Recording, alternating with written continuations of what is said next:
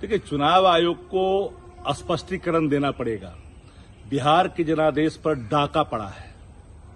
चुनाव आयोग को यह भी बताना पड़ेगा कि आचार संहिता लग जाने के बाद खातों में पैसा कैसे गया, चाहे वो जीएसटी एडवांस का पैसा हो, चाहे वो विश्व बैंक के कर्जे का पैसा हो। क्या चुनाव आयोग इस बात की इजाजत देता है अपने नियमावली के अनुसार कि चुनाव आचार संहिता लगने के बाद भी लाभुक को पैसा दिया जाएगा वोट को प्रभावित करने के लिए? क्या इस बात का प्रमाण नहीं है कि जनादेश की डकैती हुई है?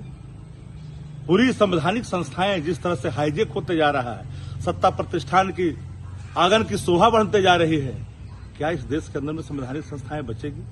लोकतंत्र बचेगा? लोकतंत्र रौंदता जाएगा और लोग तमस्वीर बैठे रहेंगे?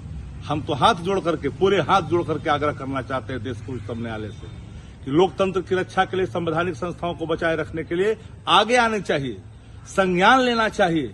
तो है बिहार चुनाव के बाद जो सीसीटीवी कैमरे को जिस तरह से बंद होने की खबरें पूरी तौर पर उड़ी, सासाराम में वैन पहुंच जाता, ट्रक पहुंच जाता है जहां पर ईवीएम रखा रहता है। भाई कैसे पर्चियां मिलती है? कैसे? आज तक हुआ है कभी? नहीं। अगर इतने प्रमाण हैं तो क्या बिहार के चुनाव जो हुए हैं उसके जो जनादेश आए हैं, क्या इस पे डाका नहीं डाले गए हैं? इसको प्रभावित नहीं किया गया है? इसको मैनिपुलेशन नहीं है? क्या ये मशीनरी मैनेजमेंट का हिस्सा नहीं है जनादेश? ये सारे सवाल हैं। इन सवालों का उत्तर देश की आवाम, बिहार की आवाम जानना चाहती है कि आखिर चुनाव आयोग की भूमिका क्या थी।